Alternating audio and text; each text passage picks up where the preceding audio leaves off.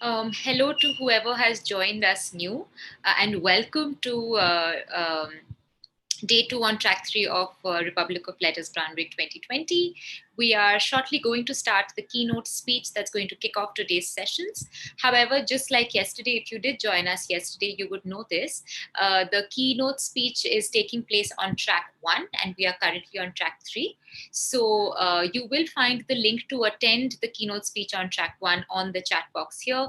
Please click on it and you'll find your way to the speech. Please make sure that if you want to attend the first session of track three for today, please then log back into this track and you will be required to key in your password once more, which again is 2020, very simple. So I will see you at 4:35 and hope you enjoy the keynote speech. Thank you.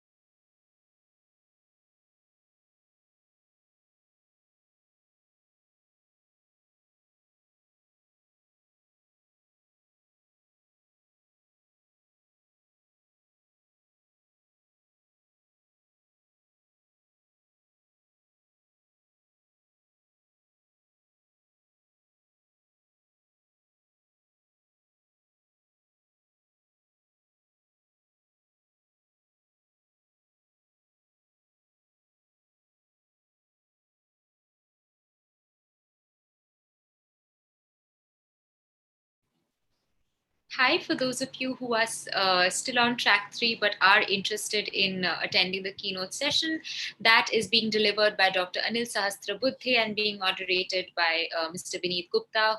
And the session is taking place on the first track. So if you do want to make your way to it, then you can click on the link that my colleague Naman has just put on the chat box and it will take you to the session.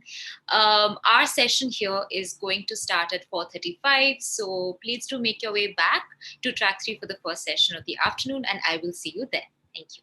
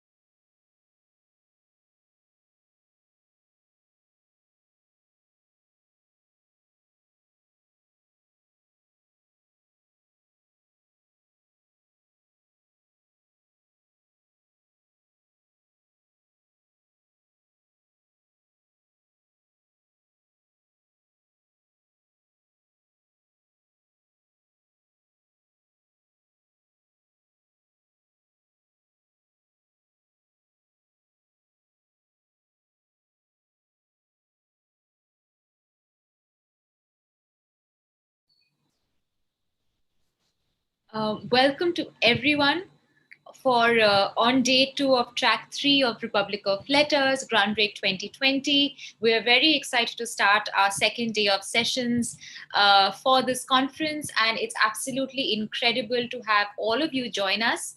I'm just going to take a couple of minutes to run you through some of the housekeeping matters for the day. I am Shubha Gangopadhyay, first of all, and I will be your host for today and tomorrow on this track. I am a curriculum specialist at Harappa Education. I work on the curriculum team building the courses, and it's just incredible and it's so exciting that we've already moved to the second day of these sessions. The first session today, as you can see on your screen, is going to be about navigating the pandemic, the professional institution perspective. And our speakers for today are the chair for the session is going to be Dr. Faizan Mustafa, and the speakers are going to be Dr. Himadri Das and Mr. Nitish Jain.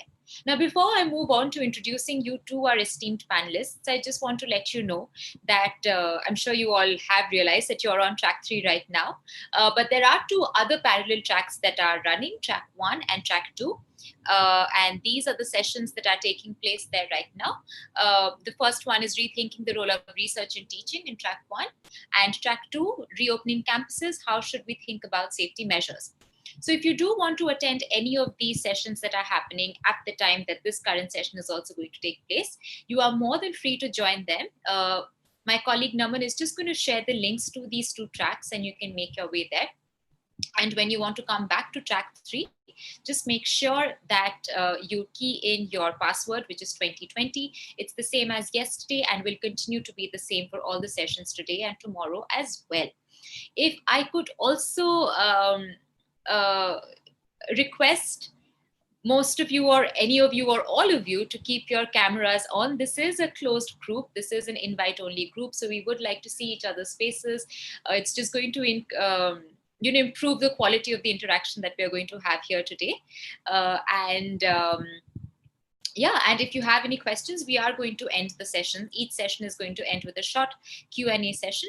But you can keep keying in your questions to us on the chat box, and we will try and make sure that they're addressed to the best of our ability by the end of the session. So that's it from me as of now. Just quickly wanting to introduce all of you to the session speakers and participants today. First up, we have the chair for the session. We have Dr. Faizan Mustafa. He's currently the Vice Chancellor of Nalsa University of Law, and he's also the founding Vice Chancellor at National Law University, Odisha. He's also formally been involved with the Shastri Indo-Canadian Institute and the Consortium of National Law Universities. The first speaker for today's panel is going to be Dr. Himadri Das. He is currently the director for IMI Delhi, and he's been the former director first of Management Development Institute and the Great Lakes Institute of Management. Dr. Das holds a PhD from University of Virginia. And finally, our second speaker, our last speaker for today's session is going to be Mr. Nitish Jain, who's the president of the SP Jain School of Global Management. And he's been the recipient of a variety of awards, including the Award for Excellence by the Australia-India Business Council and Outstanding Contribution to Education Award from the CMO Asia. And he holds an MBA from Cornell University. Moving on. I just want to hand over to you, Dr. Mustafa. Are you here?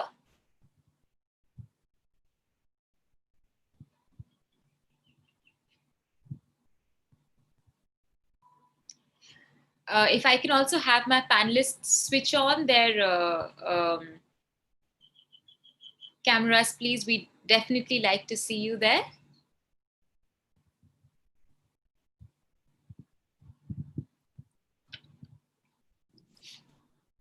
So I think we're having a little difficulty getting Dr.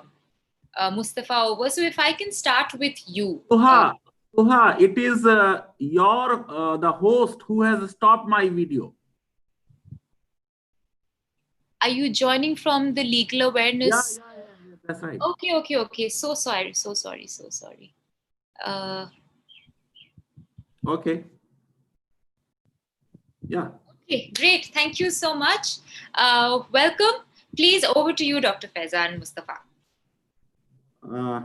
Thank you, Soha, and thank you, Harappa Foundation. It gives me immense pleasure in welcoming very eminent panelist, Dr. Hindri Das from IMI Delhi, and Dr. Nitish Jain. Both of them are management experts. This panel is unique, because Nalsar is the only national law university out of some 23 which offers management course as well. In fact, when I launched my MBA court management, Times of India did a story that Professor Mustafa is going to manage judges. And then I had to write a reply that I am not going to manage judges. I am saying judges cannot manage the courts. And therefore, you need professional managers to manage the case docket. So, since this panel is about professional education, what do you want, Suha? I invite panelists or I say a few things about the national law universities first? I think we can start with your bit first, Professor Okay. Mustafa, and then we can move on to the panelists. Okay, all right. So very briefly, as a student of law, let me say that we have a principle in law called choice of evil. So you have two evils, lesser evil and a bigger evil. You have to make a choice.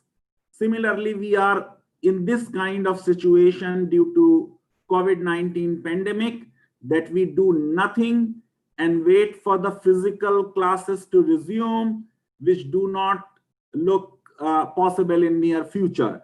As you know that for last 3-4 days, every day we are getting 15,000 cases, new cases every day. So we go for online classes.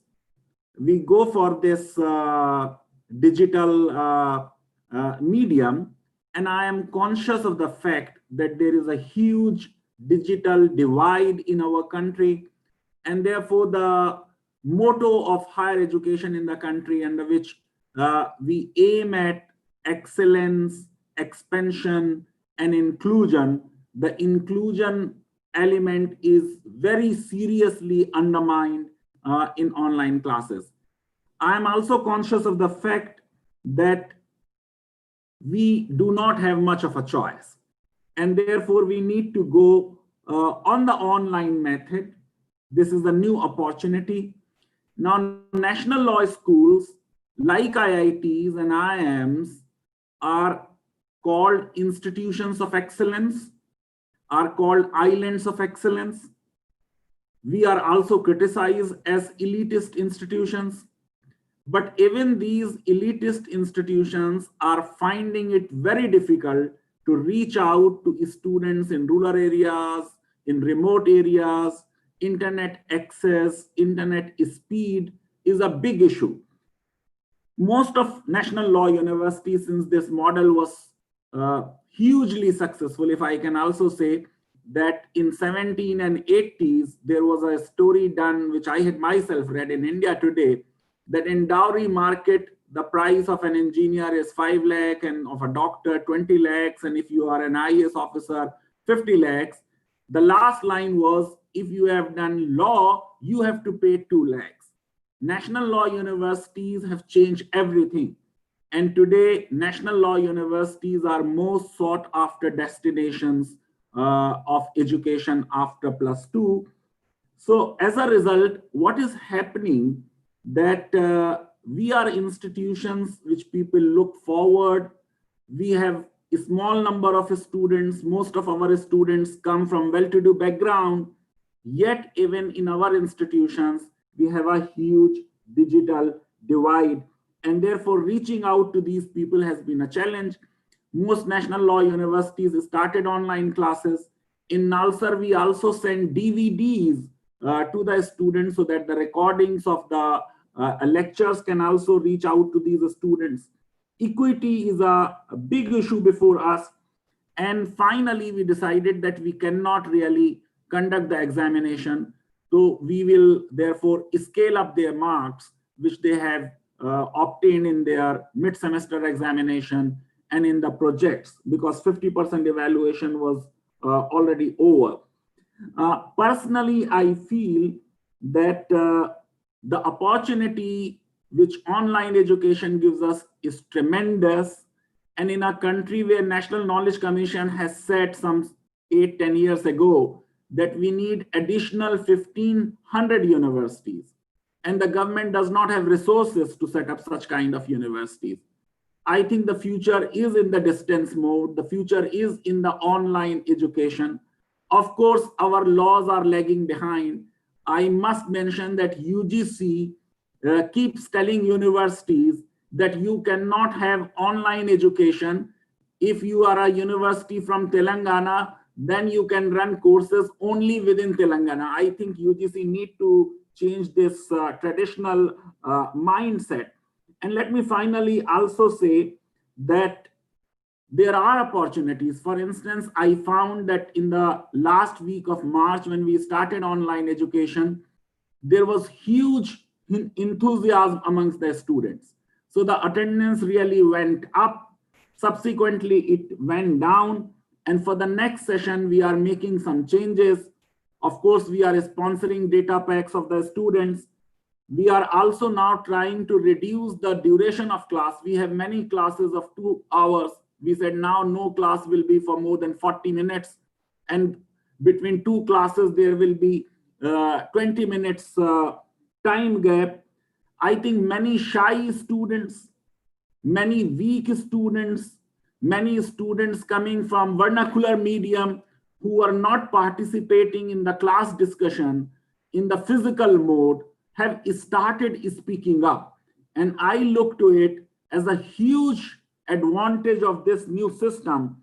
And that way, I think that this online education, which apparently looks like exclusionary and is certainly exclusionary in certain aspects when it comes to internet access, yet it does include not very bright students. It does include students who are not otherwise speaking in the class, and they have now started speaking in the class.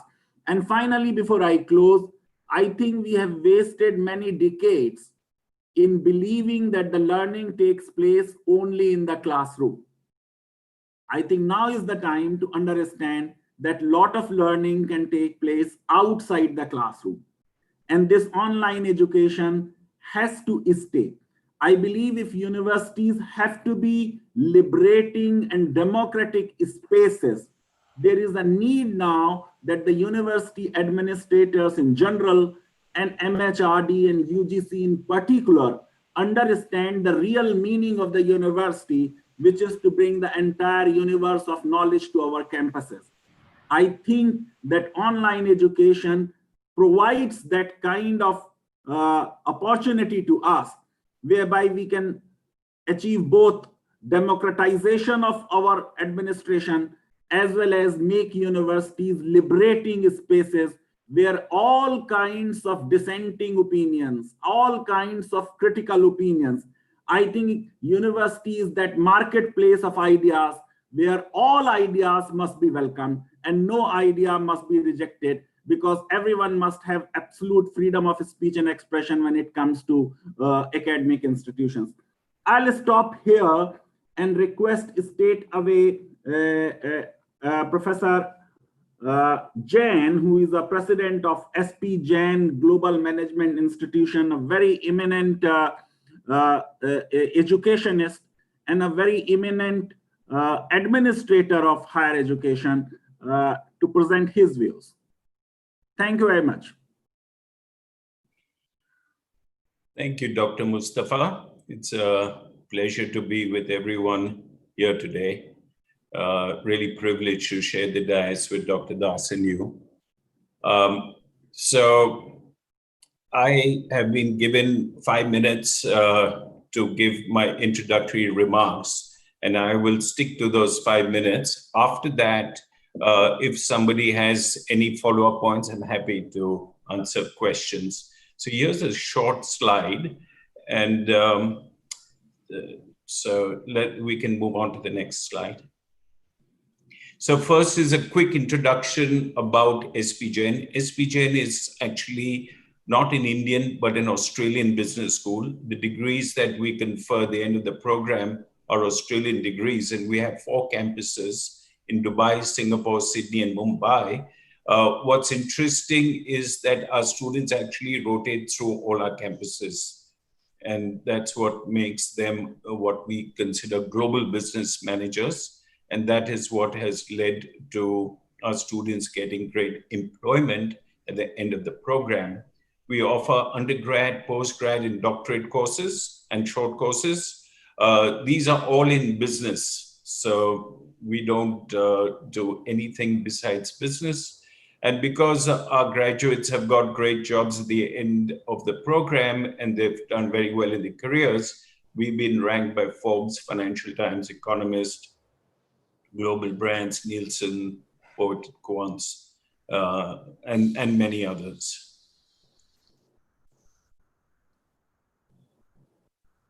So I just have 2 more slides, this and one more. And so the topic was, what's the impact of COVID? And I think there are 2 impacts of COVID. One is in the short run. And in the short run, students are very fearful. We don't know if campuses will open. If they open, how will it be? Will the experience be the same or would it be different? If not, what is online education? So what we've decided is to address uncertainty with flexibility. We have the different campuses, as I mentioned. So our students are free to go to Singapore, Mumbai, Dubai, or Australia, or online. We tell them, you choose which is the place you want to be.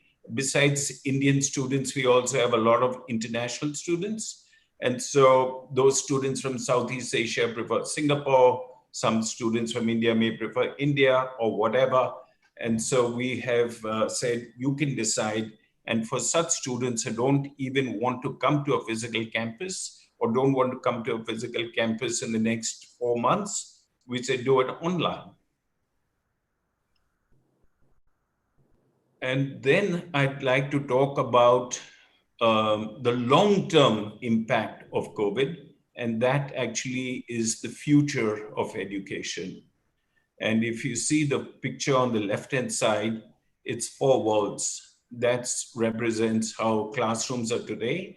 They are confined spaces. Dr. Mustafa has already talked a little bit about this. And so the question is, will COVID actually now be a reset moment for change? And would it therefore move to the photograph on the right, which is borderless? And SP Jain has moved to a completely borderless education. And if somebody has a question on it, I'd be happy to share my thoughts on it. And that's it for me for the first introduction. Thank you.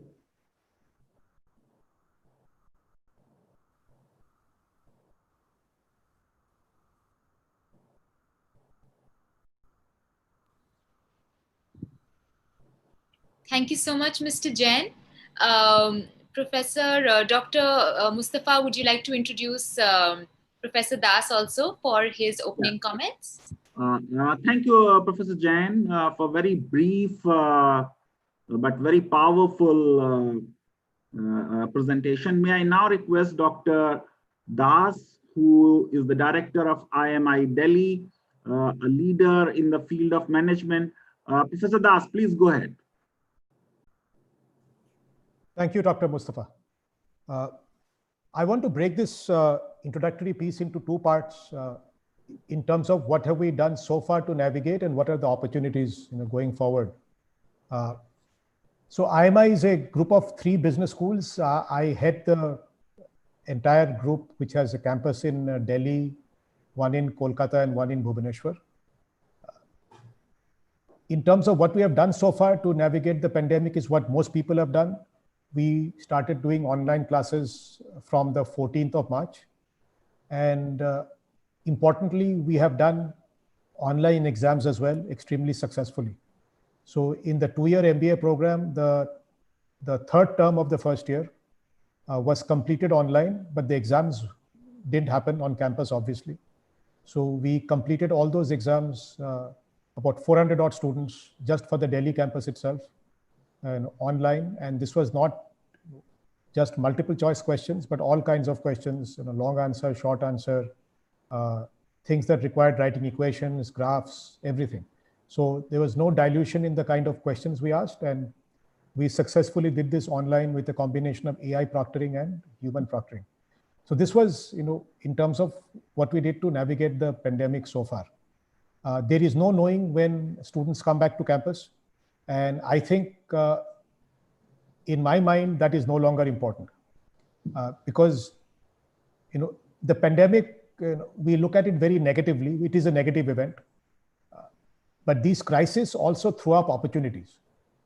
And technology had not disrupted higher education as much as it had disrupted other sectors of the economy. And the pandemic has forced a technological disruption of higher education. Some of us have embraced it faster and some have taken longer time to embrace it, but everybody has to embrace it. Now, my colleagues here have spoken about the last mile problem of the inclusivity issue of students in certain areas not having the relevant bandwidth. See, that's not a problem that individual professional institutions like a business school, anybody else can solve. But there are things we can do in a proactive manner in terms of leveraging these opportunities that are now available to somehow make up for that by better quality content. And let me be very specific. In a business school or any professional institution, it is important to bring in a lot of practice into the classroom. So it is not just enough for professors to teach through whatever pedagogical tools they do, but to bring in a lot of practitioner inputs. So previously traditional model, and these traditional models are now getting dismantled piece by piece and new models are being built. Traditionally, if I was looking at the students in Delhi, I would have to bring in CXO level people from the NCR to come and talk to them in the classroom. If it was in Calcutta, probably, again, from Calcutta, Bhubaneswar was always a difficult ask, getting people into the campus to talk. But now that everybody's used to getting on webinars and getting on, online sessions, we have discovered it is fairly easy to get somebody from anywhere in the world to come into the classroom. And this has opened up vistas of opportunities for our students. So yes, some of them might be missing out on the quality of the transmission because of the places they live and the bandwidth limitations. But there is a way to make up for it on a different dimension by exposing them to inputs that we only dreamt of doing earlier. So now you can have industry folks from all over the world and different parts of India included coming into the classroom, the virtual classroom. You can have academics from other parts of the world come into the virtual classroom.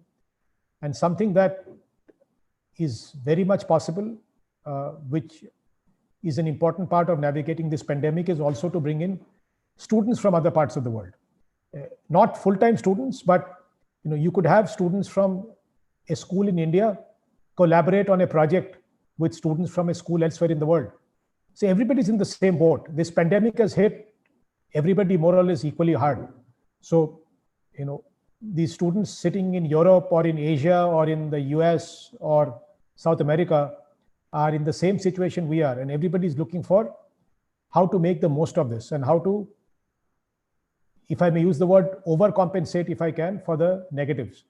So there is nothing to stop us from bringing in, on a project by project basis, multi-school teams, which broadens horizon through peer learning.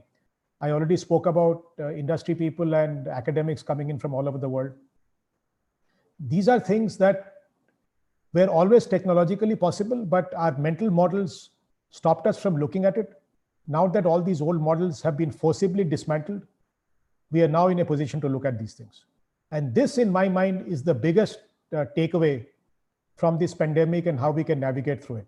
Not the survival piece of doing online classes and online exams. That's passé, that's bread and butter. But this is the kicker. This is where you get the multiplier. And this, in my mind, is true navigation through the pandemic, of doing things which you did not think you could do. You just, all the, mental models have been completely dismantled, and you can think, kind of blue ocean stuff. To me, that is the biggest takeaway. And I think the sky's the limit. The more we get creative, the more we can do. So I'll stop here for now. Thank you. Thank you, Professor Das. So do we have some questions? I can see that we have some 47 participants in the room, but in the chat box, I don't see any question as of now. I think one has just come in, Dr. Mustafa, and it's coming from Dr. Siraj. And how the invigilation could be done in online written theory exam. So can I ask Professor Das to respond to it? Yes, I'll be happy to respond to that because we have done that. There are tools available, and I will not mention names of tools now. We can take that offline if somebody wants to know later. But there are tools available which have a combination of what is called AI proctoring and human proctoring. So let me explain. In AI proctoring, there is always a webcam looking at you, and everything is getting recorded. So it will check things like, is your face moving? Are you leaving the chair? Are you looking down? Is there a phone in your hand? Do you see another face in there? So there are a variety of cues you can check for, and you can also have human proctors on top of that. So it's like this, what we are doing right now. I can have multiple people look at the screen, which all the participants are. So we assign people in our staff as human proctors. So instead of walking into a physical room where they invigilate by looking at the student screen. So typically we have seen you can have a bandwidth of about 1:10, where one invigilator can look at, when 1:10 is extremely good, you can go up to 1:20. So you can invigilate 10 to 20 students the way you do it normally by looking at their screens. And these tools have ways where you can switch from person to person. So there are flags that get raised if you think there's something that you need to go and look at. So a combination of AI proctoring and human proctoring, where you're actually looking at their screen, does the job extremely, extremely well. And then you can chat with the student. You can tell them, don't do this. You can stop the exam whenever you want. So I can terminate an exam in the middle if I think somebody is doing things they should not be doing. So it is fairly watertight. We have not had any issues doing it, and it's been extremely successful. And there have been no bandwidth issues because some of these tools work on as low as 512 kilobytes per second. So at 512 kbps, even a 3G connection on a mobile phone, forget broadband, will more than do it.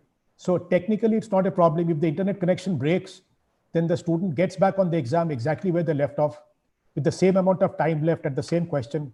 And like I said, we have done about 400 students, each doing about 7 to 8 exams. So that's a lot of student exams. And it's been extremely, extremely successful. As I said, I don't want to share tool names on this forum, but if somebody is interested later offline, I can share what we used. Thank you, Professor Das. But may I also add, Dr. Siraj, that why again this is a traditional thinking that we think exam is the ultimate thing of our education system. We are too exam centric, as our universities are too vice chancellor centric. That is not a great idea. After all, the purpose of education is learning, not all the time testing. And many a times we can inculcate ethical standards in students that they will not do cheating. So we are exam centric and we think everybody is going to cheat. I think that is not a great idea. The second question which I am asking Dr. Jain to respond is from Dr. Sitaram. A very simple question. What are teaching online? What are the better versions of online teaching? I mean, that is what he wanted to say, from other sources, and how to stay relevant and how to contribute to students meaningfully. Dr. Jain.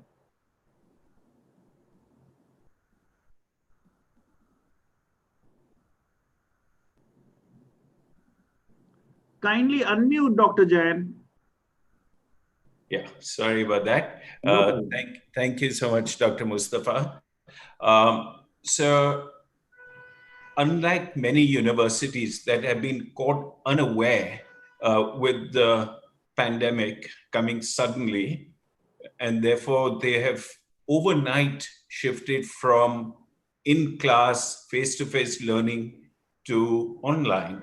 And most of them have done a remarkable job, I may say. SP Jain has been thinking about online now for more than 2 to 3 years. Not because we could forecast COVID. We don't have any special skill in soothsaying, but we just saw that the future of learning is online. And we like to believe SP Jain is a very futuristic school, and hence we put in a lot of investment in online learning. Let me explain what that means. Most universities use a technology like the one we're using today, Zoom, or you can use Google or Microsoft or WebEx. There are many technologies that are available today that have been used by universities for delivering online. But SP Jain has created its own proprietary technology to actually mimic a classroom for students. So, Zoom, etc., is more designed for office use. It's okay for an office meeting, but you don't feel that you're in a classroom. But we have designed this new technology that actually you feel that you're in a classroom. We call it Engaged Learning Online, ELO. You can YouTube it. You just say SP Jain ELO and you can see a video on that. And what you will see is how a professor actually gets engaged by seeing the students as though they are right in front of him. When you sit for a professor, it's very unnatural. You can't just teach sitting. You have to stand, you have to walk around the room, you have to use a whiteboard. That's when you feel engaged as a professor. And then technology can take that, not only one step ahead, but 2-3 steps ahead, because there's so much additional inputs that you can give using technology. I'll just say, real-time polling is one of them, but it's not just the polling, it's how you use the poll. And we have spent a lot of effort in retraining our faculty. It's not just the professors who were teaching physically, say, okay, now you jump into an online teaching mode, because they don't know how to do it. So every professor has been retrained in some of the best practices for online learning. And unless they're trained, frankly, they cannot teach in our online system. There are many, many other points, and we call it premium learning online. So online learning was designed previously and or made famous by MOOCs, like Coursera or edX. They were designed for the mass market. They were designed to make online education free or very cheap, and it was for the mass market. So sorry to interrupt you, Mr. Jain. We're actually running out of time. So maybe if you could wrap up, and then we'll take quick final comments. Yeah, I'm done. You can just wrap it up. Okay, then Dr. Das, maybe I'll come to you for your final comments, and then we can move to Professor Mustafa. So I'd like to close with thinking big and thinking positive. This pandemic has been catastrophic for the whole world. But when you're at rock bottom, the only way out is up, and you need to look at going up beyond where you started. So it is not enough to be able to get back to where you were, but you should use it as an opportunity to leapfrog, which is why I was talking about dismantling existing models, demolishing global boundaries, and making the classroom truly global with inputs from everywhere, not just geographically global, but faculty, industry, different parts, students. So this is an opportunity to get out from the bottom of the pit and not just climb out, but shoot further up. Okay, thank you, Dr. Das. Over to you, Dr. Mustafa, for your closing comments. Yeah, thank you. So I see that Dr. Das is right when he says that huge diversity will be there in the class. People from all over the world can join. And therefore, can we take it as a substitute of inclusion? If so, I think that it's a great opportunity for all of us. But in national law universities, as I said before, inclusion and equity our primary concern, because our students, are very, very argumentative. And after all, in law, we say that teaching is a provocation. So we cannot really provoke much when we are not physically facing each other. So we need to learn that kind of art. And I think Dr. Jain is right, how to effectively make use of polls can be one method, and how to keep students engaged. I would have a look at his unique technology, of course, but I think these are the challenges. But uh, even when pandemic is not there, now we will have a new kind of world. So education will not be the same. So maybe 20%, maybe 30% of classes will definitely now be done or should be done online. Why all the time we get students on campus in a country where we have such a huge population and such a scarcity of higher education institutions? I entirely endorse the views of Professor Jain. Probably the way forward is online education, whether pandemic is there or pandemic is not there. Thank you very much, Soha. And thank you very much, Dr. Jain and Dr. Das. Thank you, Dr. Mustafa. Thank you, Dr. Das. And thank you, Mr. Jain. In fact, the world of work has now changed completely. There is more, all of us are working from home. Clearly, this conference is also taking place virtually. And if we have to prepare professionals for the new world of work, then perhaps there are certain fundamental changes that the professional institutions of our country will also have to go through. And thank you so much for shedding light on the appropriate and the relevant way forward. With that, we now come to the end of this particular session. Because of certain time crunches, unfortunately, we are not going to be able to have a break, and we're quickly going to move on to the next session for this afternoon. So yes, again, I just want to remind all of you that these are the three current sessions that are taking place on track 1, track 2, and track 3. We will start in a minute. In fact, right now, if you do want to move on to the sessions that are taking place on track 1 and track 2, then the links are available for you on the chat box, and then you can come back to track 3 later on by just keying in 2020, which is the unique password that has already been shared with you. Okay, so second session of the day is going to deal with the cognitive principles of learning online. And this, I have to say, is a bit of a, I personally am also really looking forward to this session. And our panelists for today are Dr. Jamshed Bharucha, who's going to be the chair for this session. And the speakers are going to be Mr. Sahil Chalana and Mr. Anand Sudarshan. Quickly, I'm just going to introduce you to them. Dr. Jamshed Bharucha is currently the Vice Chancellor at Sai University and also the founder of University Analytics. He's held the positions of former Deputy Provost and former Provost at Dartmouth and Dartmouth College and Tufts University before this. Our first speaker is going to be Mr. Sahil Chalana, who's the founder of College Dunya and founder of RocketStores.in. He's also a co-founder at Zootons.com and holds an MSc from BITS Pilani. And our final speaker for today is Mr. Anand Sudarshan, who's the founder and director of Sylvant Advisors Private Limited. He's also an independent director at NIIT, chairman at Littlemore Innovation Labs, and has also been involved with Manipal Global Education Services in the past. Thank you so much to all our panelists for joining us. Can we have all your cameras on, please? I can see Dr. Bharucha is all set. Welcome to all our panelists. Thank you so much. Dr. Bharucha, over to you. Thank you. What a extraordinary conference this is at an extraordinary time. I'm going to talk about what's dear to my heart, which is the principles of learning based on research in cognitive neuroscience, which is my field.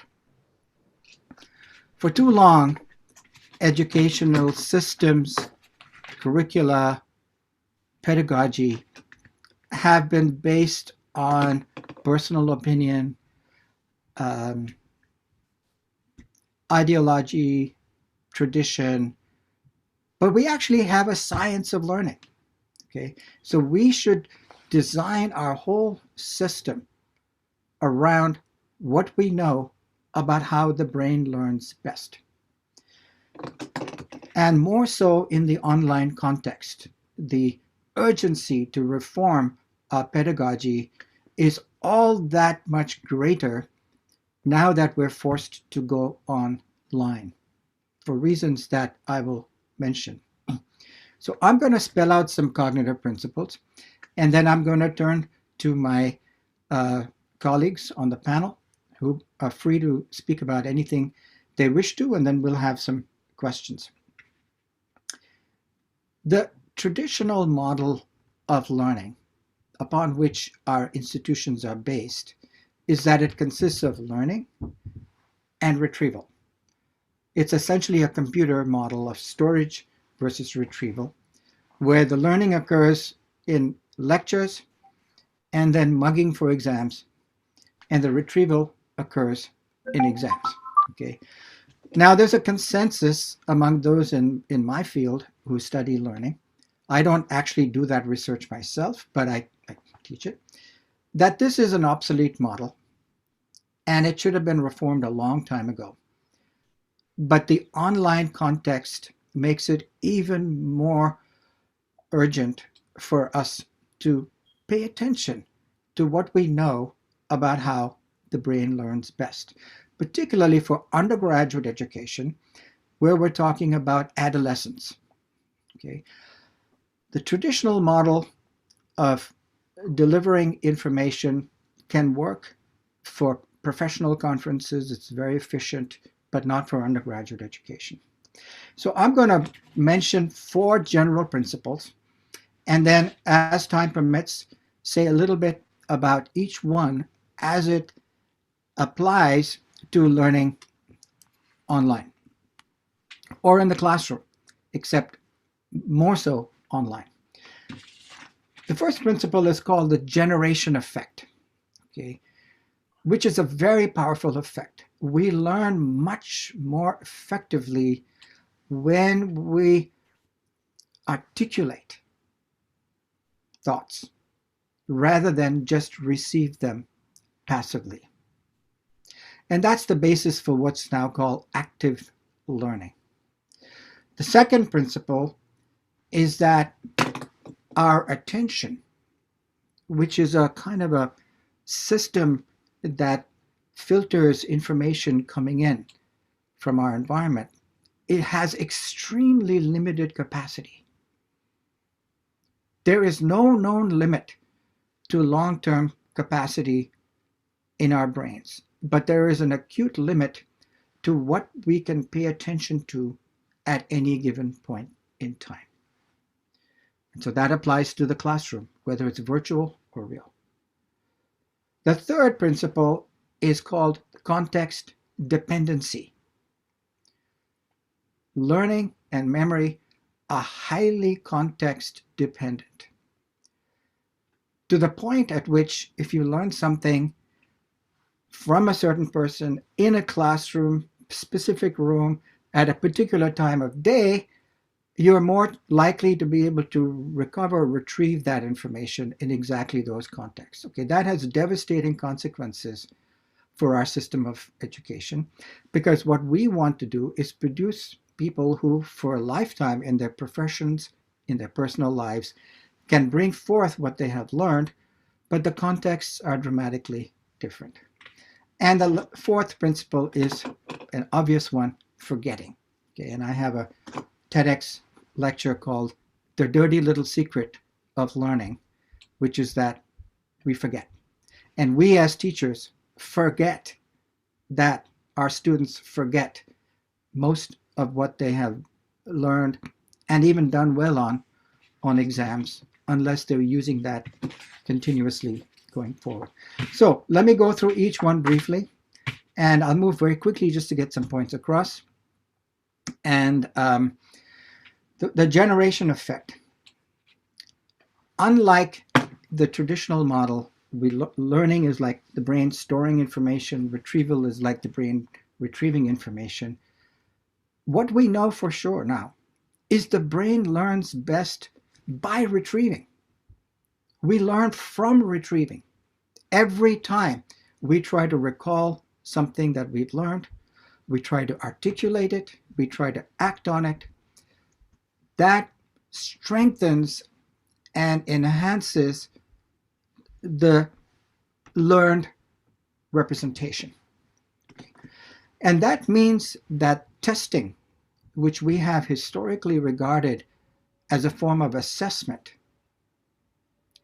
is also a tool for learning. It's a whole new way of thinking about testing. And the translation into practice is clear. There's a consensus about that. Instead of having a midterm exam and a final exam, and you use that for assessment of grades, have weekly quizzes, repeated, frequent testing, because the testing itself is a powerful form of learning. So you do learning and assessment at the same time. The generation effect also means that students must speak. Now, if you have the luxury of small classes, and I understand not institutions, all institutions have that luxury, then every single student in the class must speak at every class. Okay? And that is the flipped classroom model. You hold them accountable for doing some reading in advance. And then you draw students out in discussion, but don't just allow only the most active students to participate. You have to draw the students out, even the weaker students, not humiliate them, but get them to articulate. There's nothing more powerful in learning than having to actually articulate. So oral communication, which is mostly absent in our system, needs to be at the top.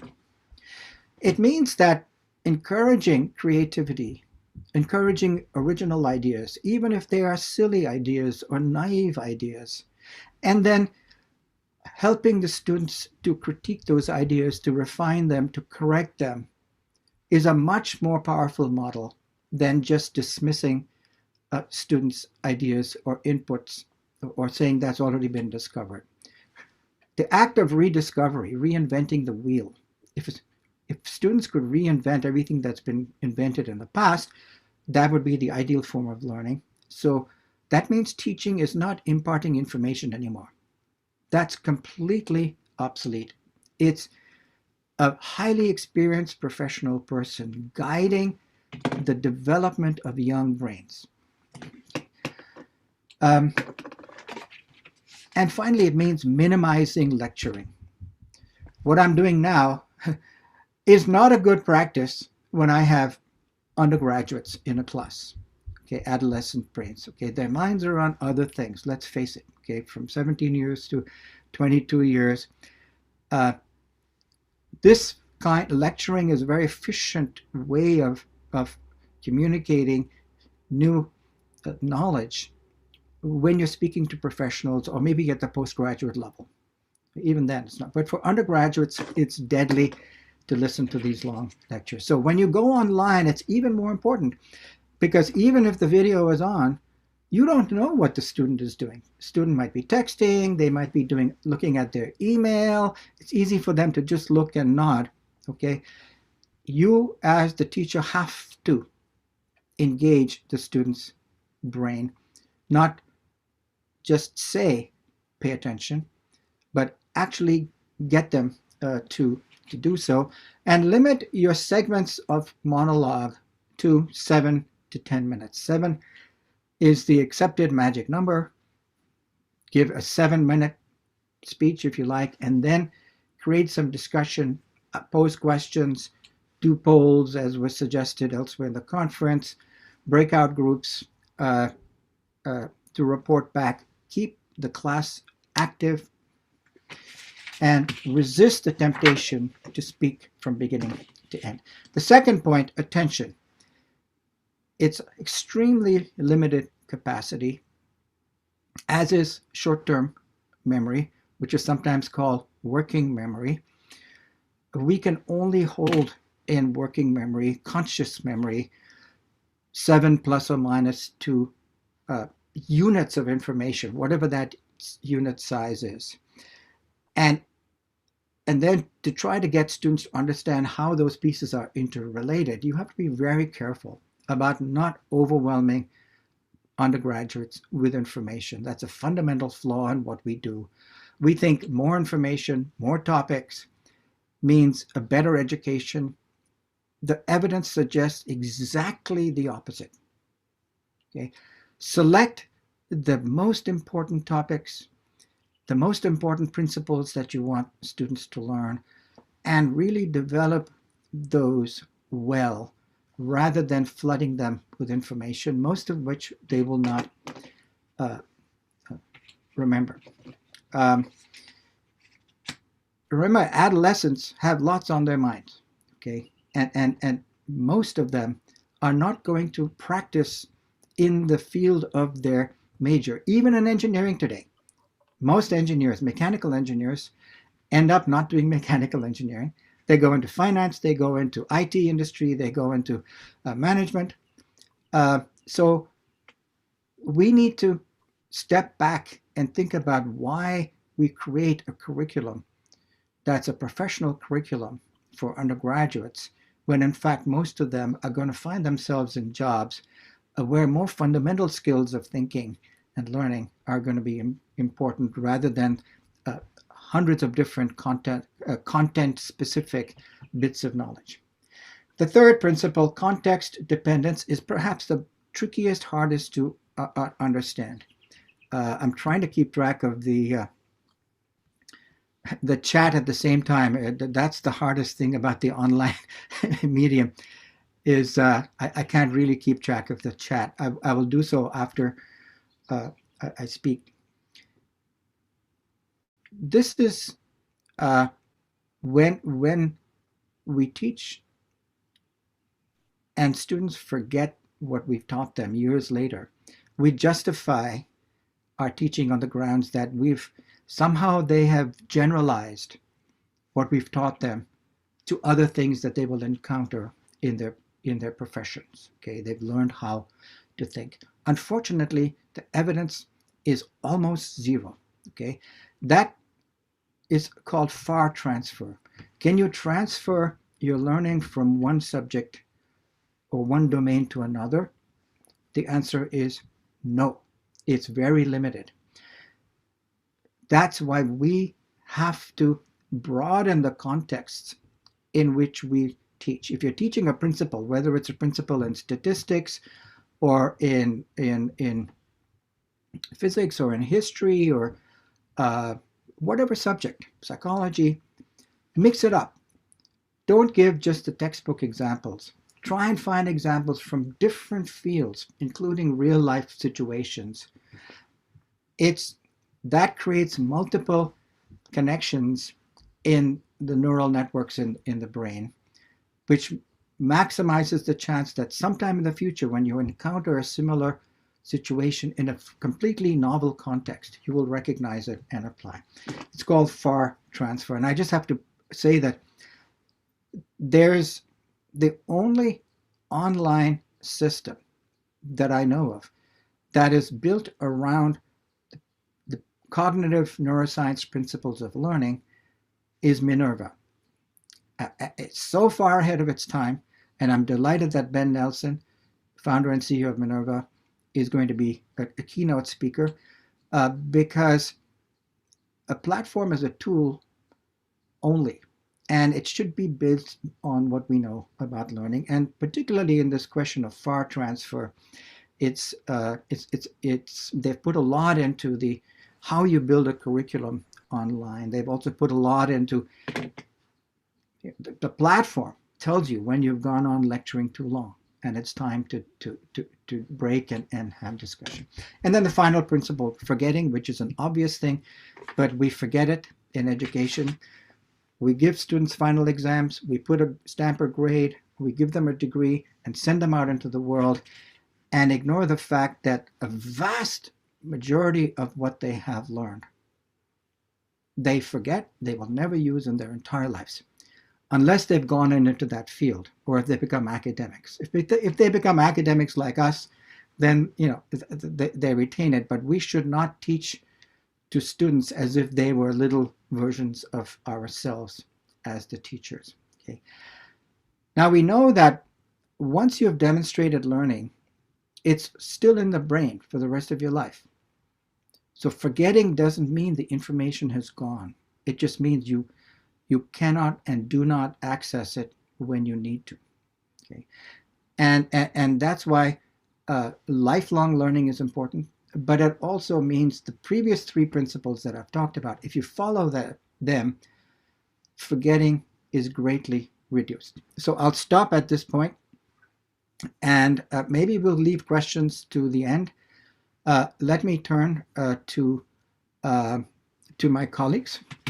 Anand, do you want to speak? Mr. Anand Sudarshan. Thanks, Prof. Certainly. Good evening, everyone. Pleasure to be here. In the interest of time, there's a fascinating session from you. In the interest of time, I'll keep my remarks short and really focus on the technology. And one of the first things that I quickly wanted to comment on is this word online. We tend to use the word online as a replacement for what I think is the right word to be used.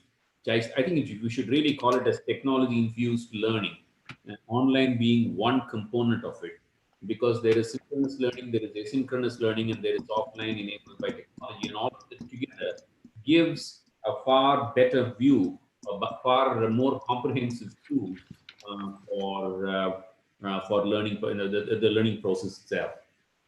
So I just want to make three quick points. First of which was just now made. Second of which is what technology has done has given an opportunity to distinctively separate out content and context. Content can be delivered anytime, and the teaching process, the learning teaching construct relies on an age-old teaching process, which is relied, as Professor Bharucha pointed out, on delivery of information. It's moved the cheese, and it's really moved it into where it can focus on delivering content separately and really create an immersive environment of context for the student to really look at. There are some special situations that are typically not been addressed by education. Language, for example, education tends to be, of course, largely in English, particularly when it comes to undergraduate education. That's not necessarily the best thing, as we all know. And then there is education that happens in languages, each of them in isolated pockets. And these are in a Venn diagram, these are circles which don't touch each other. And I think using technology, there is a brilliant way by which all of these can be brought together, making way for a much richer learning experience with the attendant benefits of many different benefits, diversity, understanding and tolerance for different kinds of people, and so on and so forth. All of which are elements that we need to incorporate in our education system increasingly. An entirely different subject, and in a subject on which we can spend a lot more time on, is the use of technology from immersive learning perspective. From immersive learning, AR, VR, MR, there is a whole subject that's out there. To me, every one of these essentially use the cognitive principles that Professor Bharucha laid out in a way that and can be used in a way that can be creative, that can be interesting, and that can be ultimately aimed squarely at the real objective of this entire exercise, which is learning. Make student into a learner, make student into a lifelong learner, make student into a learner who understands what she forgets and has the ability to get that back again as a new context gets revealed, which uses or which requires to use that piece of information that she has forgotten. And the last point, and I will stop there given the time, is this. The key piece in all of this, the key challenge in all of this, and we talked about curriculum, certainly curriculum is, but curriculum is largely focused on content. I actually am not so worried about curriculum. Yes, it's jaded. Yes, people have not looked at curriculum from what's really required for today, and definitely does require a lot of change. But in the context of what we are talking about, that's not really of that much interest to me. I think the process of what we do in our universities and colleges essentially is a teaching learning. Teaching comes first, learning comes after that. We need to flip it into a learning teaching context where the teacher has to understand and therefore genuinely be able to be the guide that Professor Bharucha mentioned, where instead of standing in front of the class in a virtual sense, he is able to stand beside her and guide the student right through the process. This requires actually a fundamental shift in the thinking of faculty, which includes, I just was there for the fag end of the last session. There was a quick comment that was made about the fact that we are very examination centric, all of which is true. I think this is really going to require a fundamental rethinking, but keeping these cognitive principles in mind, which is outlined by Professor, I think it's a good way, and looking at technology not as another tool to more efficiently deliver what we have been doing so far, and which also I heard in the previous session.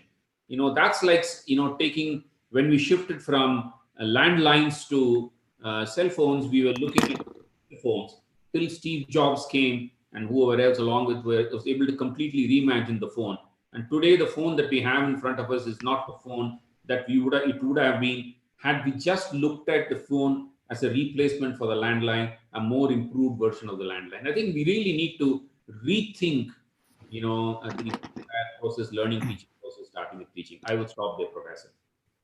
Thank you so much, Mr. Sudarshan. Mr. Sahil Chalana. So great points. Hi. Am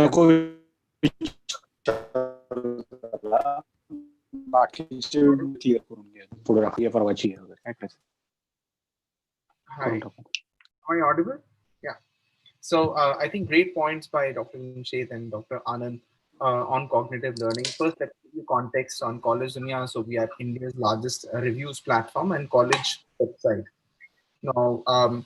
Now, when we talk of reviews on our website, we talk of faculty reviews as well. So we have more than 2 lakh students reviewing faculty and the learning pedagogy and what they have learned from colleges.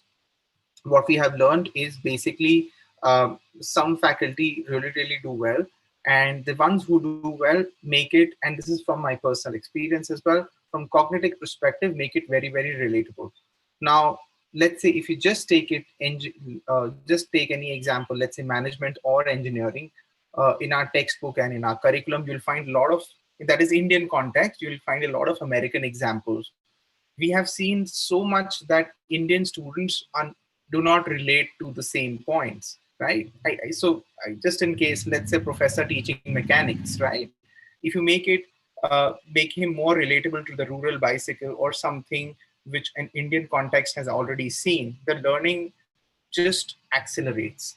And same teachers which are teaching mostly, so I have seen a lot of good quality teachers who explain physics in Hindi actually getting much higher scores than the ones who teach in English, right? Although the medium of students in English, because the relatability of the normal Indian students to Hindi is much more than that of English. What has happened now, this is one part of cognitive learning. The other part of cognitive learning is how do you, on the online context. Now, it is very surprising what was thought that technology would change a lot of things. One of our partners is Unacademy. On Unacademy, they brought a lot of offline teachers and got them online. Interestingly, the batch sizes of teachers who had good popularity offline were the ones who had a lot of popularity online. Same is the same reason, because students relate to them more. The teachers over time have practice models because of which, as Dr. Shamshed said, there is a better retrieval of information because you can relate it to something, lesser forgetting, but that is what the teachers have imbibed into those models. So yeah, that's what my point around it is. I don't see it's just the quality of teachers who have excelled offline will continue to do that online. There is a great evidence of that in the new age online platforms. That is what it is. The same fundamentals which were true 50 years back are still true. Make it relatable, make it interesting. Whether the medium does not matter. This is what. Dr. Jamshed, you're not audible. No. Thank you very much, Mr. Chalana. There is a question that has come in from Dr. Sitaram Soni. How do you see an AI bot becoming capable of understanding students so deeply from her past learning behavior so that they can provide just-in-time learning tasks most apt to their proximal zone of learning? Brilliant question. In the interest of time, let me just say, Dr. Soni has mentioned the proximal zone of learning, which is another cognitive principle I didn't have time to get into. But the answer to your question is yes, that's going to happen, and it's going to happen soon, particularly for technical subjects like computer programming. In fact, there's a lot of research going on right now on how you can get an AI bot to personalize learning, mapping the student's progress and moving the student towards problems that are in the so-called proximal zone of learning, which is often called the desirable area of difficulty, where you're stretching them a little bit, but not making it too hard. And so I think you're going to see some of these AI driven personalized learning systems coming up soon for computer science and programming, where it's easiest to do that. And then maybe in other technical areas, it's going to be much more difficult, of course, in social sciences and humanities. But nevertheless, I think that we're going to get AI tools eventually that help all professors in all subjects. Just tools. It doesn't replace the professor, okay? Not yet, not in my lifetime, but tools to help meet the student where their brain is, which is what we need to do. Thank you. Any other questions? Please post them. Perhaps I think we can take final comments from Mr. Chalana and Dr. Sudarshan now and wrap up, because the keynote is going to start in just a few minutes. Okay. Any final comments, Sahil? No, I think you covered great points. So I think I have to answer. Anand? The only thing I would just leave as a thought to all the people listening is look at technology differently and really not look at it as another tool that's available, which will make me deliver whatever I have been doing so far, albeit from a distance, more effectively. Technology is really another medium, it's not just a tool. So you have to mix a different set of colors. You have to do oil paints, it's a different set, not watercolors. It's a different medium, and therefore keep the basic cognitive principles in mind, and actually you can create a wonderful learning experience for students. The ball is in our court. Thank you to my colleagues, and thank you to the organizers, and thank you to all the listeners. Thank you so much, Professor Bharucha, and our esteemed speakers, Mr. Chalana and Dr. Sudarshan. This has been a very, very insightful session. And just wanted to let you all know that the second keynote speech for today is going to start in just a few minutes on track 1. It's going to be delivered by Professor Bharat Anand, and he's going to be speaking on retooling Harvard. Professor Anand is the Vice Provost of Advances in Learning at Harvard University, and the session will be moderated by Ashish Dhawan, who's the founder and chairman of the Board of Trustees at Ashoka University. Of course, it's going to be an incredible session, so please do make your way to this session. The session is going to take place on track 1. You are currently on track 3. So you will find the link to the session in the chat box. So please make your way to it. We really hope you enjoy it. And we have one more session planned for you today on track 3. That's going to start at 6:20. So please do come back to track 3 at just before 6:20, and you will be required to key in your password, which is 2020 once more. So I will see you then. Thank you all so much, and I'll see you soon.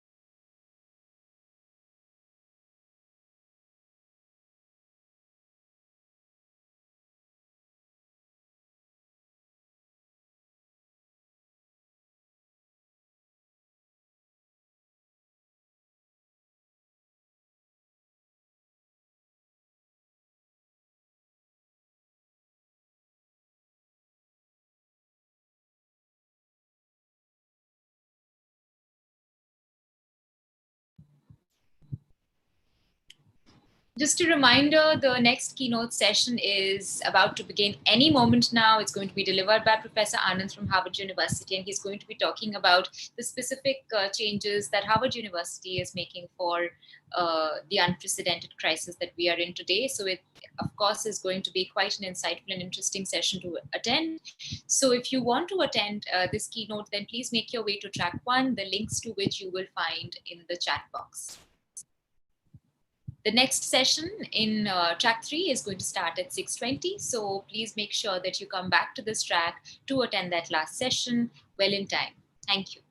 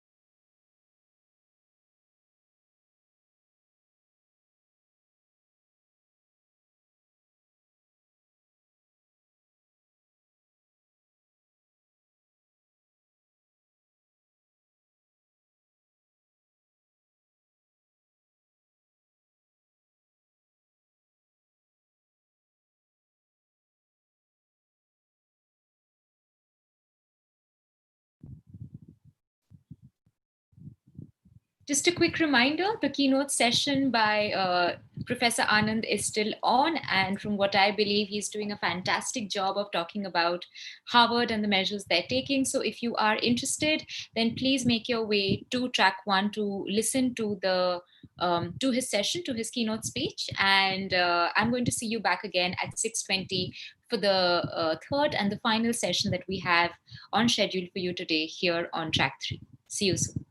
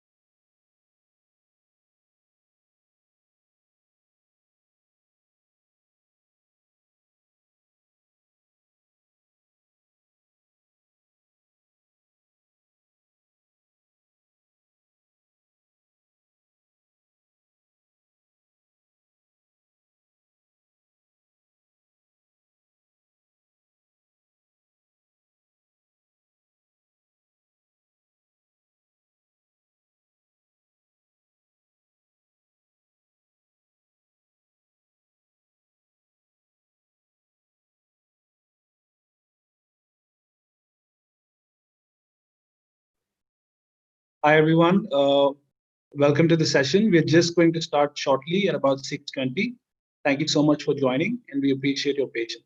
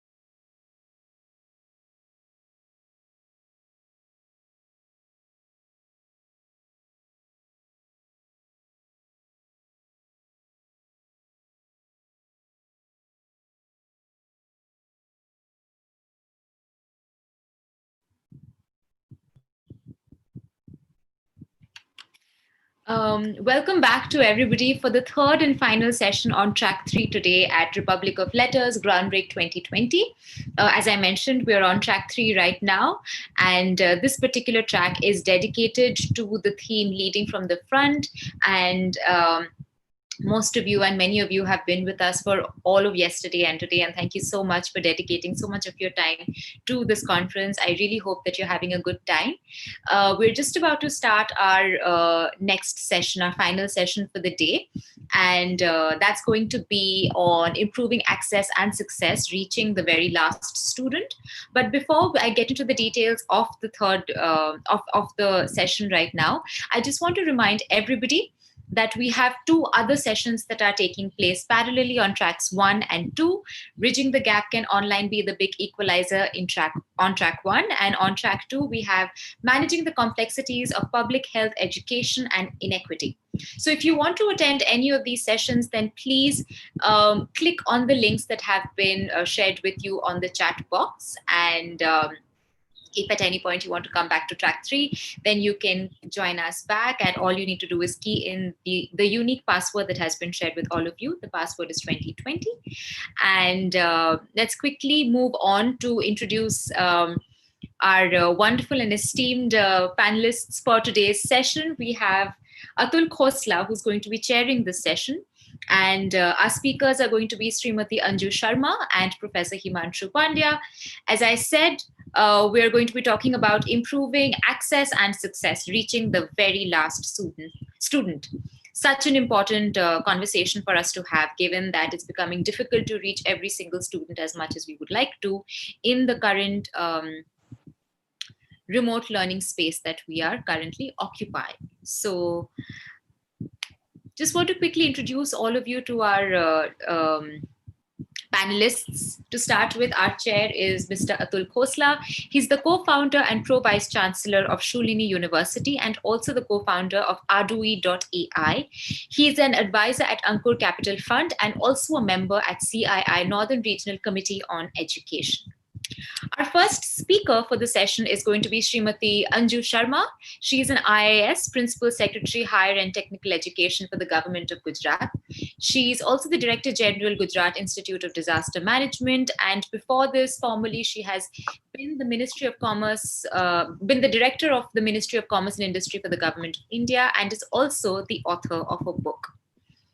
Finally, our final speaker for today is Professor Himanshu Pandya, who's a professor in the Department of Botany, Bioinformatics, and Climate Change Impacts Management at Gujarat University. He's formerly been the Vice Chancellor at Gujarat University and has also been the recipient of National Service Scheme, which is a President's Award. He holds a PhD from Gujarat University. I want to thank you, each and every one of you panelists, for joining us. It's immensely it's great for us to have you here, and we're very, very happy and looking forward to everything that you have to share with us. But just before I hand over to you, Mr. Khosla, I just want to make sure that I share two things. We'd like to have all our participants for this session have their cameras on. This is a meeting set up, and so I'm sure we'd like to see each of us who's joining, and it's just going to make the quality of our interaction slightly more personal.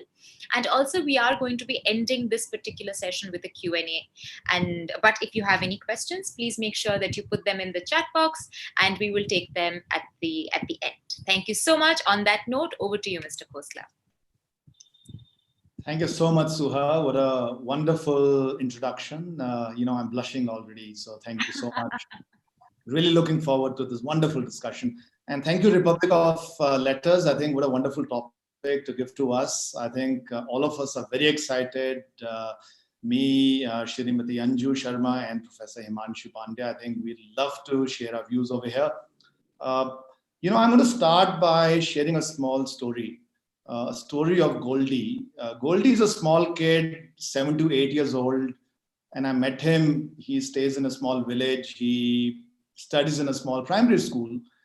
And we started talking, and I asked him to tell me a poem, and he spoke about Twinkle, Twinkle, Little Star.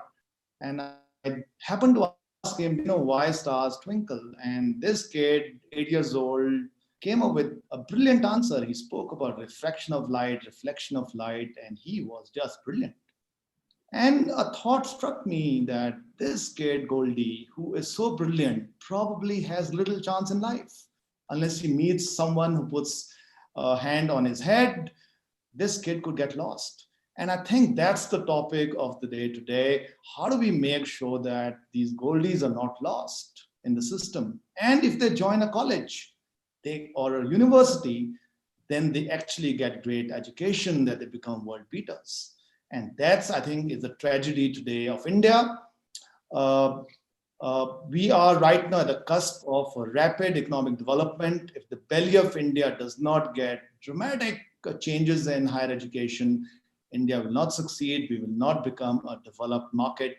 And I think that's something we have to do. First is we have to increase our enrollment ratios. That's one big topic. And second is people who join the universities and college systems, they end up learning something rather than, all these data points that we have in terms of unemployment. And we'd love, inputs from Anju ma'am and Himanshu on this. So I'm going to lay out, 4 different thoughts. We started Shulini University with a thought of working with lesser privileged kids. I come from a small town. I come from Solon. Very few people gave me a chance to succeed, but I had the gumption and I succeeded. I started with McKinsey and the likes, but I had the gumption, 15% of the population will succeed because they have the gumption, 15% will fail. And I think the topic, in my opinion, is how do we make that 70% truly, truly successful? I call this the belly of India.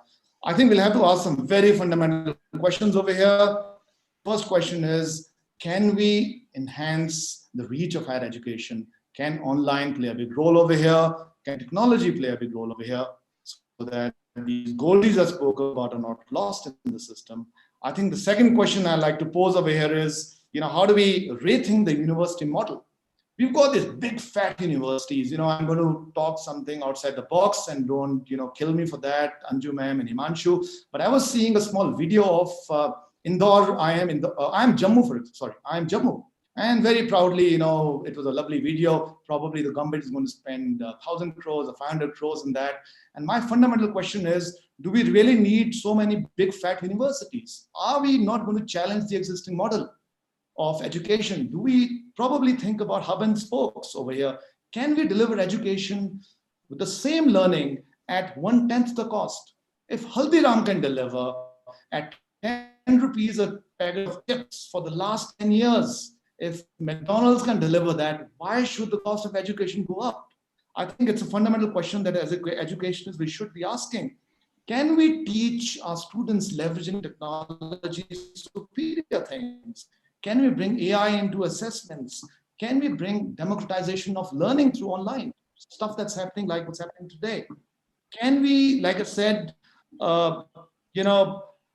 bring transdisciplinary learning into what we teach, just like the Gurukuls of the past? And finally, like what we do at Shulani, can we bring research into learning? Today, many of you might not know, but Shulani is the #1 patent filer in the country. We don't work with the best students. We don't work with the richest students, but we file more than 200 patents every year. Same students. How do we do that? And finally, if we have to teach more students, if we have to get more number of people into education, how do we get the money for it? I was doing some numbers over here. If we have to go by government's gross enrollment ratio numbers, we need $1 trillion of capital. So we'll have to fundamentally change the system. So that's the topic of the day. I think we need to break the box. We can't think the way we have done in the past. We have to think extremely innovatively.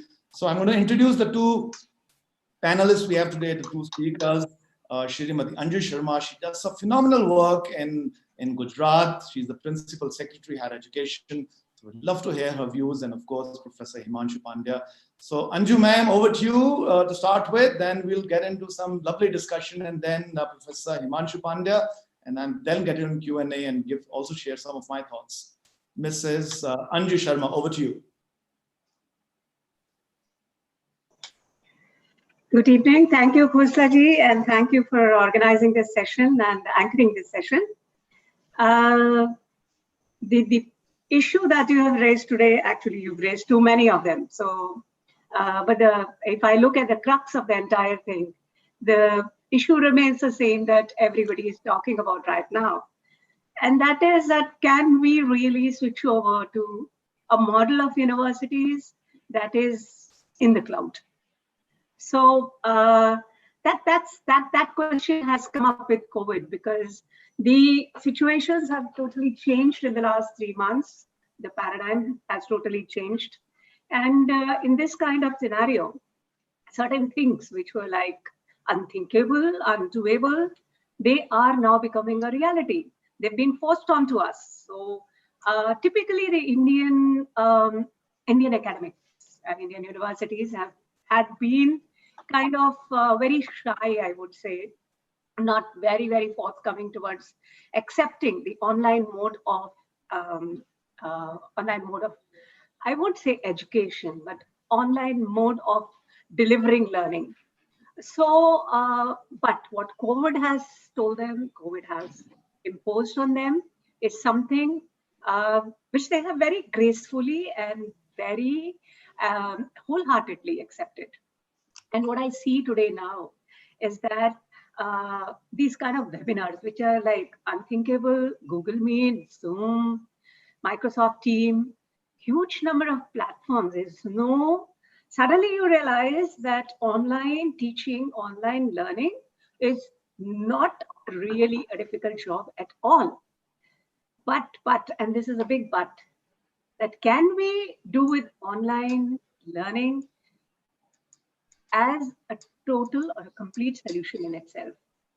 So I think you hinted at something like a Gurukul system, which existed in the ancient times in India, which relied on the Shabda testimony and the oral tradition. And the oral tradition was that the Guru imparts the knowledge to the teacher. What I see is that, as they say, communication is not only the words. 70 to 80% of communication is body language. And 70 to 80% of communication is also the interaction, and if you move further, the kind of energy fields that exists. So the learners coming together and along with an instructor, that itself creates an atmosphere of learning. So do we really want to substitute that, or are we really going to substitute that?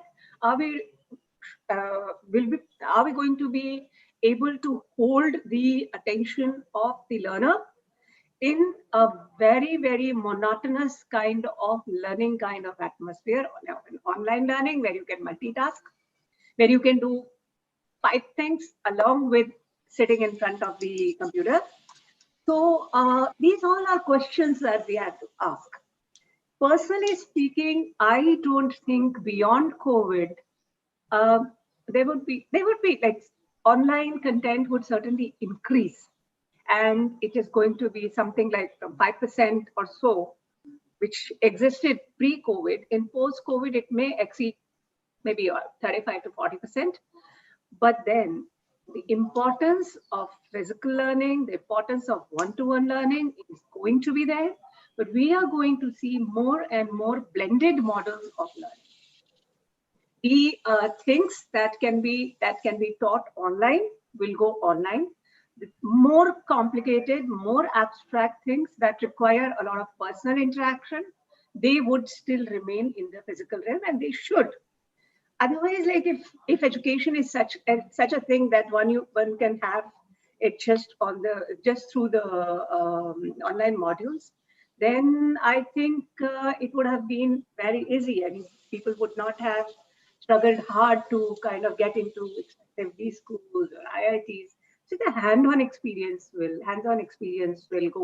goes missing in the online learning kind of pattern.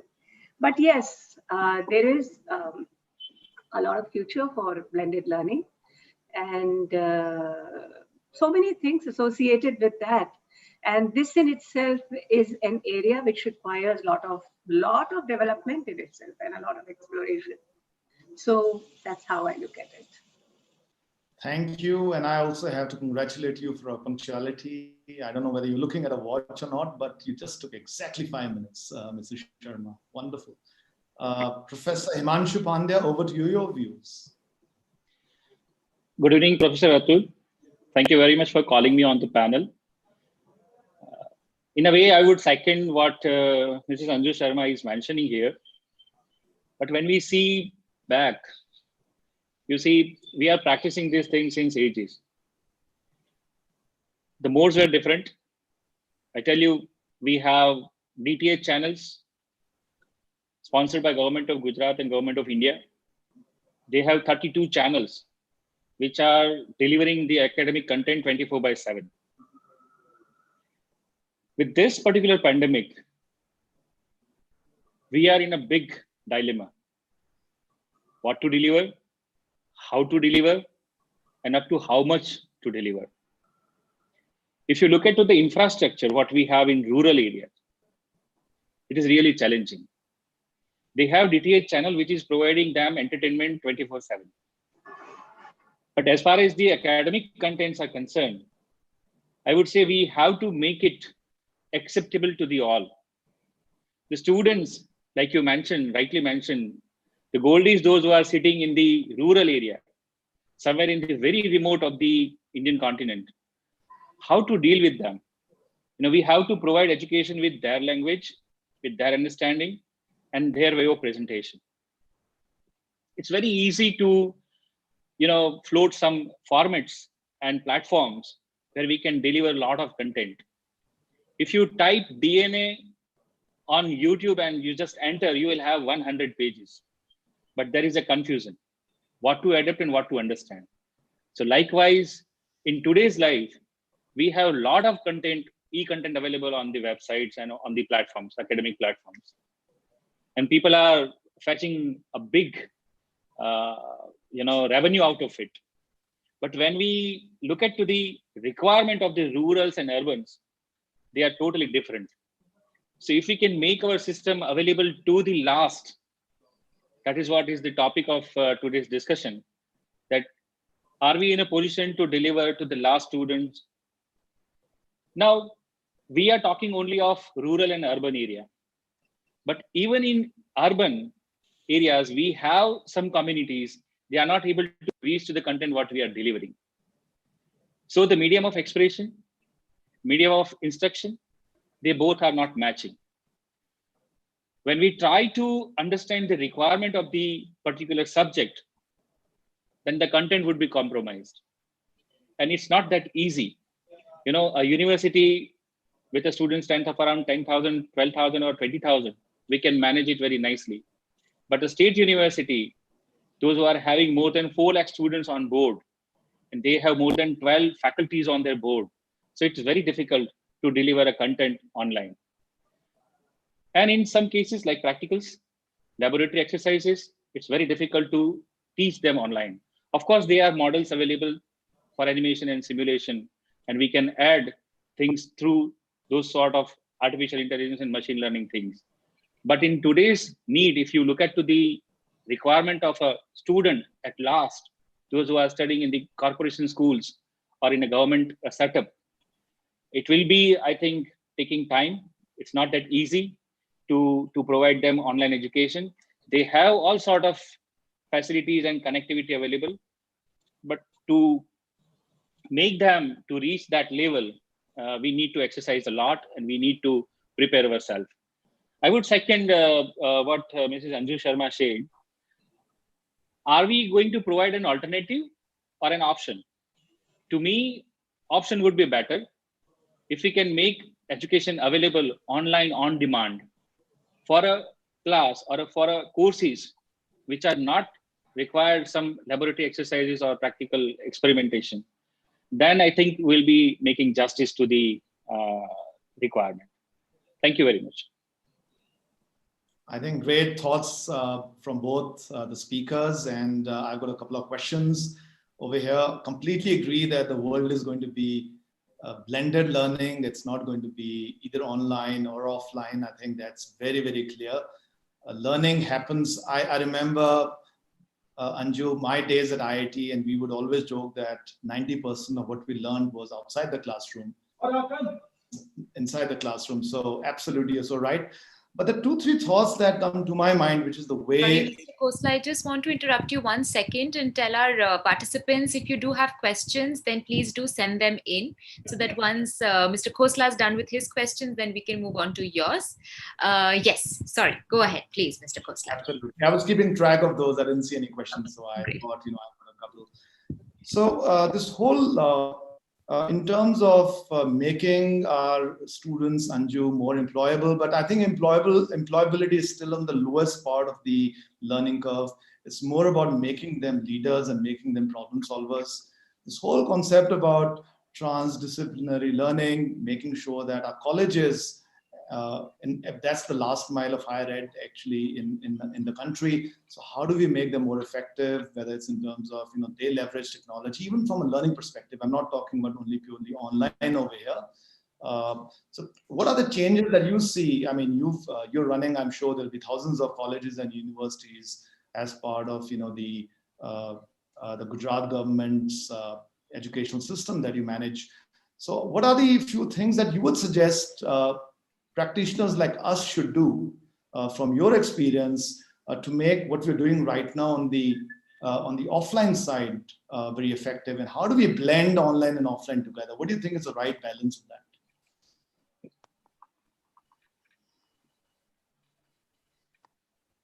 Interesting point that you have raised.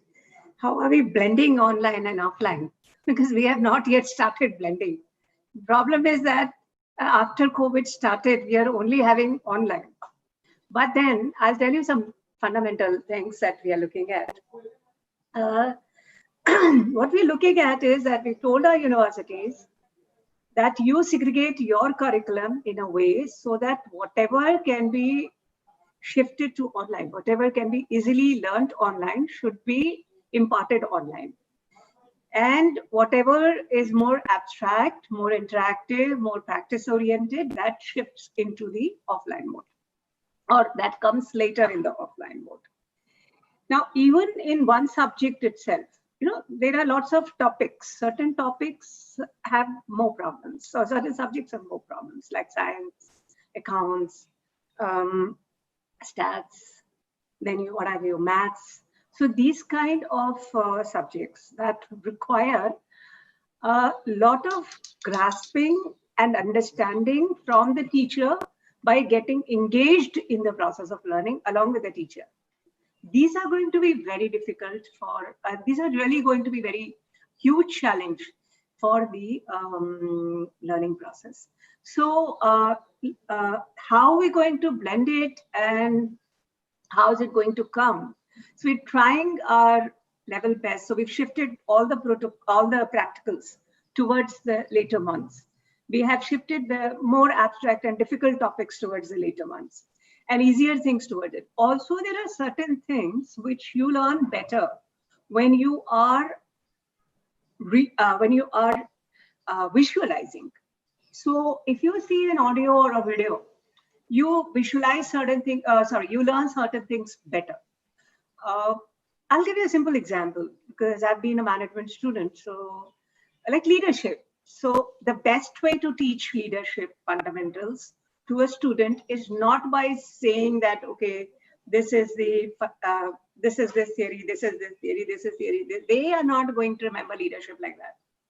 But if you show them some clips from The Godfather or from The Few Good Men or from some other good movies that have exhibited various types of leadership, it gets into the head immediately. You understand it immediately. So these are the kind of things that can go into the online mode, and a more practice-oriented, the more team-oriented things can remain in the should remain in the offline mode. But time will tell, because right now we have 100% online. So how it's going to be blended is we still having a lot of trial and error. I'm sure everybody is having it like this. So maybe in 2020 when we are more settled and we have this kind of a conference in 2021, we'll be in a better position to explain and dwell on these issues. Fantastic. I hope Ramath is listening over here, and he's going to set up another Republic of Letters. I think that'll be great. So, Professor Pandya, you've been an educationalist all your life. You've been a vice chancellor of a very prestigious university. I've always wondered, why the business model of universities has not got changed, right? I mean, if you think about pretty much everything in this world, it's got changed, but the university system has sort of been around for the last 500, 800 years, starting from Oxford, and it pretty much runs the same. So do you see a fundamental change in the broader university model in whichever way? Of course, there is a blended angle to it, and I'm not really seeking an answer on the online side because we know that would be some blended answer, as Anju ma'am said. But do you see smaller universities or much larger universities? Do you see more transdisciplinary education coming in? I mean, how do you visualize the future of universities so that students who come to university go back becoming better leaders, more employable, and we don't have that debate that students from India are not employable? Yeah, Professor Atul, if I look at back to the system, what you mentioned as a conventional universities delivering the same course of education, these are the university which provides the basic platform for knowledge. And that is how they are spread across the globe. But when it comes to the specific requirement of a field, you need to have that sort of training, that sort of mentoring. And that is how you can produce a good quality engineers, good quality doctors who can deal with the current situation like pandemic.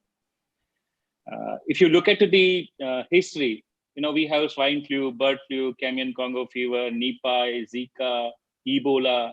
We are not even able to pronounce the name of these diseases properly. And these things are happening every 6 months, every 1 year. People are dying on the street and we are not sensible enough to understand what is happening across.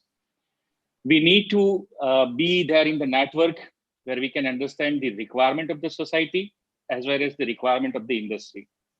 Now, industry requirement frequently changes. After every 1 year or 2 years, they change some protocols, they change their practices, they change their production and manuals. So it's very fast what we are moving towards the so-called development. But you rightly mentioned that we are here to gain knowledge, not the degree.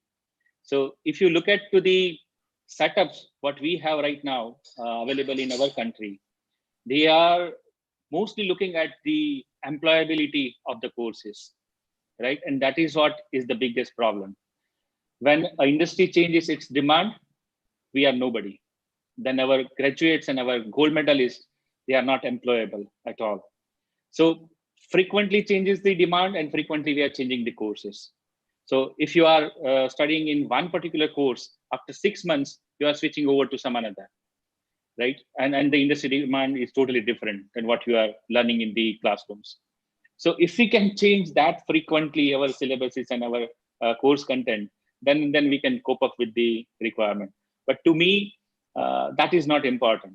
Knowledge is important. Once you have the knowledge, the basic understanding of the subject, you can do wonders with whatever you are working with.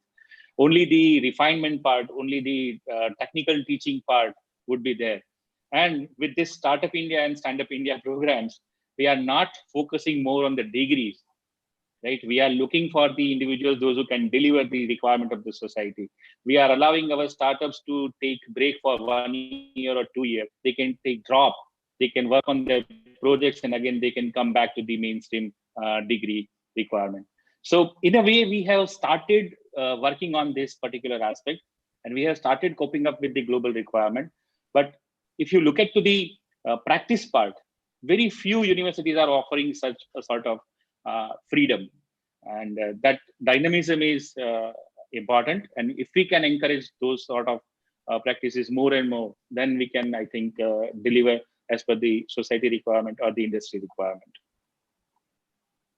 So well said, Professor Pandya. I think we're coming to an end. I'm going to ask one question to both of you. And the trick over here is, you've got only 30 seconds to answer them. So first one is to Anju Sharma. Anju, if there were 2 things you had to do, the topic is leading from the front.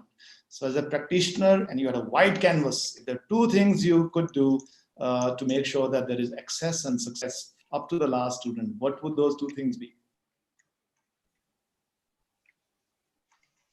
You are muted. There's a problem with our audio. Could you please repeat your question? I'm saying if there are 2 things that you would want to do, and the topic is leading from the front, what would those 2 things be to make sure that every student at the last mile has access and success? So every student has what? Access and? Success. Success. Oh, wow. So, okay. So access and success. Yeah. So, the thing is that why do you limit me to 2 things? I would like to do at least 200 things. So don't limit me to 2. See, both the things are very important. Number 1 is access, which we do through our state universities. And our state universities especially see to it that education becomes accessible to all the sections of society, to the remotest areas. And sometimes, the state universities are criticized for that they cannot perform well, and they have all these kind of issues, substandard, quality, no quality. But you look at what they are catering to, the basic thing that they are providing is access. And that access is the students that they get, as Dr. Pandya said, that state universities are having students in lakhs, 4 lakh, 5 lakh, 6 lakh students. And like Gujarat University has something like 4 lakh students. So they had to provide mass education, as they would say. And access is very important to them. They cannot turn down a student just because the student doesn't have money, or even the student cannot perform well. And any student who doesn't get admission anywhere in the private world comes to the state universities. So this is what they are dealing with. This is the kind of input that is going into their processing. So that is one thing.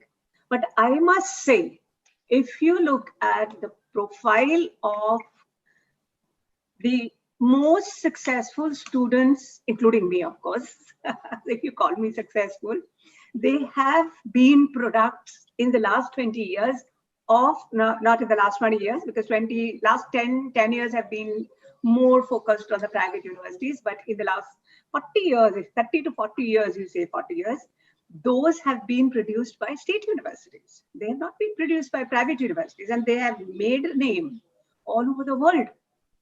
So access and success, they are really not contradictory to each other. So, and we have an example of Dr. Pandya here. He has brought his university, Gujarat University, from somewhere around, not even in 200s, in 2017 to the 60th rank in NIRF. So, which clearly shows that if you have a determination and the will, and you're ready to put in hard work, and you believe that it can be done, not constrained by anything, then it can be done. Access and success, people normally say that they don't go along well together, but they do, and they can always do. See, you have to provide a good product. Now, a good, see, if you say that input, output, and in between there is processing. So that process, that is the process of education that takes place. You have to provide it in a way that the person who wants knowledge has got access to all knowledge. And the person who wants to remain on the periphery may remain on the periphery. So again, I would say, if you say access to education and access to knowledge, I would not put the two things together. Access to knowledge is something else, and access to education is something else. We have had people who have studied under a lamppost and still made it big. They may not have had formal degrees. They gained all the knowledge through various sources of access to knowledge. So, but the other is access to education, and education in the strict sense that we call it degree. So both the things are different, but then access and success, they can always go together, and I don't think inherent clash in both of them. Love your thoughts over here. Absolutely, you're right. I think both of them have to go together, and we have to ensure in the system that more and more people get access, and of course they're successful. Otherwise, education can turn upside down, and there can be tensions in society. I think there's one question over here, and I'd love you to answer that, Professor Pandya, and then I think we'll have to close for the day. There's a student, I think, asking this question. He's saying, you're talking about offline, hybrid, online, but why don't you even ask the students what they want? Why are we not, as educationists, reaching out to students on what they want as the right model? This is really very important. We need to take every stakeholder in confidence. But if you look at the number of students, what we are catering, and if we go asking each and every student, there will be a chaos. So I don't think we need to have certain things by voting or common consensus. Like I told you, we are delivering academic contents 24/7 through Swayam and Swayam Prabha. There are 32 DTH channels available across the country, and you can study any content what you want to study. But the delivery part is very important. I agree with that particular question in a way that students should feel that this is the education and this is for me. If you can reach to this particular requirement, we'll be able to deliver what they are actually looking for. Otherwise, like I told you, they are in a different environment, totally different environment, and it's very difficult to cater all with one sort of lecture, one sort of content delivery. There won't be that much acceptability to sort of practices. We need to have different modules for region-specific area, and that is how we'll be succeeding in our thoughts. Otherwise, providing one sort of platform to every student, it won't succeed, because in Northeast, they have some different demand. In South India, they have something different demand. So only running through channels and relaying the content won't help us a lot. As far as the students' consent is concerned, I would say there should be online, on-demand sort of options available. Whenever they want to learn, they can learn. Whenever they want to appear for the examination, they can go for the examination. So if we can make 50% of our academic content like this online on demand, I think we can solve many problems. And we can do this. How? We have many universities, those who are imparting distance education. We have many courses which are external courses where students are not supposed to come to the classrooms, and they are doing excellent in their performances. So we are doing all these things. We are practicing all these particular platforms, but we need to network it in a way that it should be acceptable to all. And that is how is the topic of today's content, that reaching to the last student. If we can Thank you, address Dr. all this in Pandya. a I can network. see Suha here. We are 8 minutes over time, and I think the queue Yes, is. and I think we need to wrap up because the Absolutely. final keynote is I also think going to be done. we have had an amazing discussion. My learning is that one size does not fit all. There are going to be different solutions for our country. There's a public system, there's a private system, there's an online platform, there's going to be offline platform, blended learning. We should definitely be reaching out to students to understand their needs. I'll sum it up by a couple of my thoughts. I'm not, classical educationist. I got into education 10 years ago, but I have a strong belief that future needs will be around what I call me and we skills. We need to have students who have the ability to learn, to unlearn, problem solve, become leaders. These are me skills. And we skills is about the ability to collaborate with others, the ability to interact with each other and becoming great team players, and also to communicate. I think many of us debate these issues about how do we make our students read, write, reason also beyond, understanding the content, which I think becomes very, very critical. The challenge, of course, is these are soft skills. I actually call them hard skills. But how do you make them learn online? I mean, these are points which Anju also spoke about, very, very difficult. So the jury is out. We'll get to see how the world adapts. I think no one knows the answer. Even Harvard doesn't. I think we're in the early stages of, what I call education, higher education 2.0. So let's meet, I think, next year, same time, and hopefully we'll have the answer. Over to you. Thank you very much once again. Thank you so much, Mr. Khosla. This was set of panelists. Thank you. And thank you, Mr. Khosla, for summarizing this so beautifully. And yes, a big thank you to Ms. Sharma and Professor Pandya as well for joining us. And of course, to everybody who has spent their time with and on track 3 today. It's a wrap from us. The final keynote has actually started. It's being delivered by Mr. Ben Nelson. He's the CEO of Minerva Project, and he's going to be talking about reimagining the university, which is pretty much the culmination of a lot of things that we have been discussed, various aspects that we have been discussing over the last 2 days. Quick reminder, this session is happening on track 1. You will find the link to join track 1 just in the chat box. But before you leave, quick reminder about who our keynote sessions speakers are going to be tomorrow. It's going to be Professor D.P. Singh from the UGC, Dr. Rick Levin from Yale University, and Dr. Deborah Prentice from Princeton, who are going to be delivering their keynote speeches. Hope to see all, if not most of you, back here tomorrow. Hope you enjoy yourself. Have a good evening, and thank you so much. See you. Take care. Bye-bye. Thank you. Thank you.